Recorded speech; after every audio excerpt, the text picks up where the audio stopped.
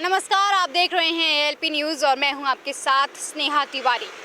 जहां एक तरफ केंद्र सरकार ने अपना बजट पेश कर दिया था, तो वहीं दूसरी तरफ कल यानी सोमवार को उत्तर प्रदेश की सरकार ने अपना बजट पेश किया है। इसमें कई योजनाओं के बारे में भी जिक्र किया गया है। अगर हम किसानों की बात करें तो किसानों के लिए आत्मनिर्भर किसान योजना, वहीं छात्रों की अगर हम बात करें तो छात्रों के लिए अभ्युदय योजना के तहत, और अगर हम महिलाओं की बात करें तो महिलाओं के लिए सुमंगला योजना की भी बात की गई है। लेकिन जो एक वाक्य उत्तर प्रदेश सरकार के द्वारा इस्तेमाल किया गया था वो ये था, जो हम चाहेंगे वही होगा। शायद इस वाक्य का अर्थ समझना हमारे लिए मुश्किल है, लेकिन इस पर विपक्षी पार्टियों ने क्या क्या कहा, आइए चलते हैं और जानते हैं। प्रदेश की सरकार ने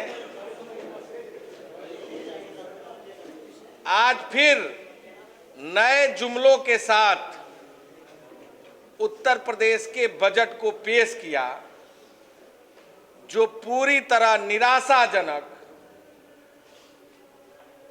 किसानों के साथ धोखा, नौजवानों के विश्वास के साथ विश्वासघात और गरीब वंचित शोषितों के लिए कोई योजना लाने का काम नहीं किया।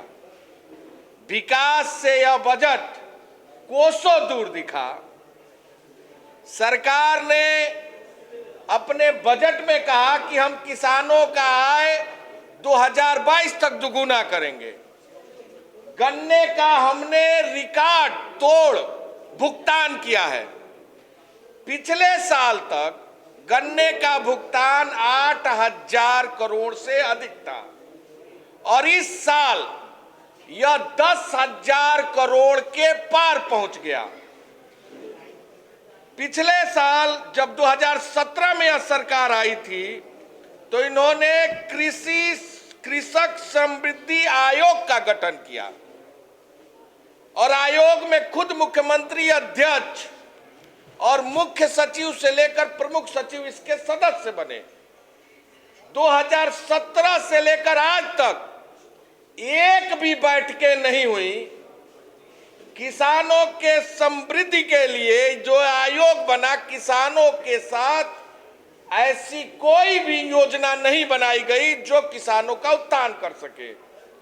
अब इस साल एक नया जुमला, आत्मनिर्भर कृषि समर्पित विकास योजना, जो पिछले समय यो आयोग बनाए उसका तो एक बैठक नहीं कर पाए और एक साल के अंतराल में जो आत्मनिर्भर कृषि समन्वित विकास योजना को लाने का काम इस सरकार ने किया है, वह पूरी तरह छलावा, दिखावा और ब्रांडिंग के अलावा कुछ नहीं है।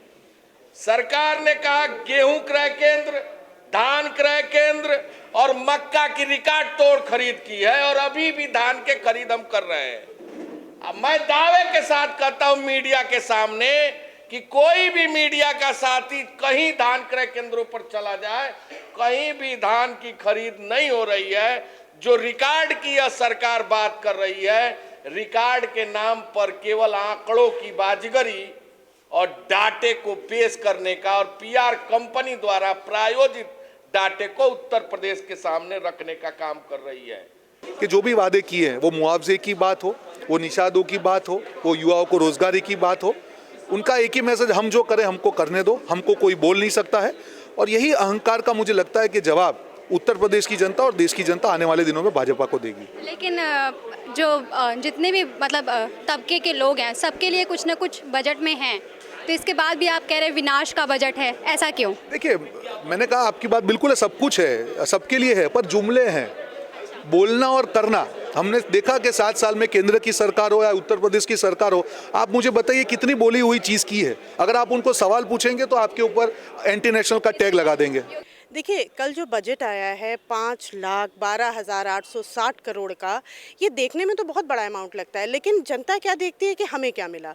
भाई, इससे पहले भी आए हैं, ये कोई पहला बजट नहीं है, लास्ट बजट है। इससे पहले जो बजट आए थे, आप बताइए उसमें क्या हुआ, किसानों के लिए क्या हुआ, छात्रों के लिए क्या हुआ, महिलाओं के लिए क्या हुआ। हर चीज़ की महंगाई बढ़ रही है। लास्ट जो बजट आया है, सबसे पहले तो हम लोग को ये उम्मीद थी या जनता को ये उम्मीद थी कि जो महंगाई दर है वो घटेगी, किसानों के लिए कुछ राहत आएगी। अभी कल मैं देख रही थी कि एक किसान बहुत नेता हैं, उन्होंने कहा कि जो ट्यूबवेल का कनेक्शन था वो समाजवादी सरकार में 11,500 में मिलता था और आज भाजपा सरकार आने के बाद वही कनेक्शन उन्हें 1.5 लाख रुपए में मिलता है। आज मैंने तो बजट पढ़ा, उसमें ये कहा गया है कि पानी फ्री मिलेगा, इलेक्ट्रिसिटी फ्री मिलेगी और भी बहुत सारी चीज़ें मिल रही हैं। आत्मनिर्भर किसान योजना भी आ रहा है। देखिए, ये तो इनके घोषणा पत्र में भी था। अगर इतना कुछ था, ऐसी बातें तो इन्होंने किसान बिल पास किया है उसमें भी इन्होंने यही बातें करी। अगर वो जनता के समझ में या किसानों के समझ में आ रहा होता तो आप बताइए, घर बार खेती छोड़ के कौन किसान सड़क पे बैठा होता।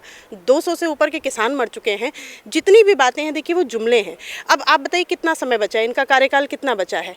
अगली जनवरी जो है वहाँ चुनाव घोषित हो जाएगा। अब इसमें से जो भी प्रोजेक्ट ये लेके आ रहे हैं, आप बताइए किस चीज़ का कंप्लीशन ये दिखा पाएंगे अपने कार्यकाल में। किसी का नहीं।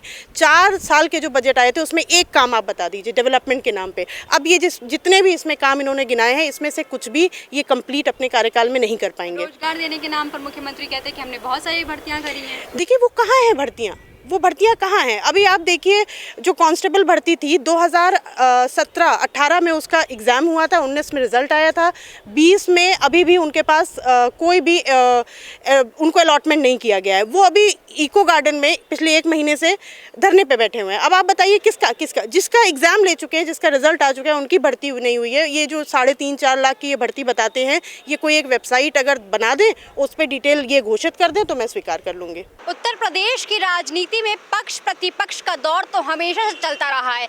जहां एक तरफ उत्तर प्रदेश सरकार अपने इस बजट को काफी उम्दा बता रही है, तो वहीं दूसरी तरफ विपक्षी पार्टियों ने जमकर निशाना साधा है। आप देख रहे हैं LP news, camera person Sanjay Pal के साथ स्नेहा तिवारी की खास रिपोर्ट।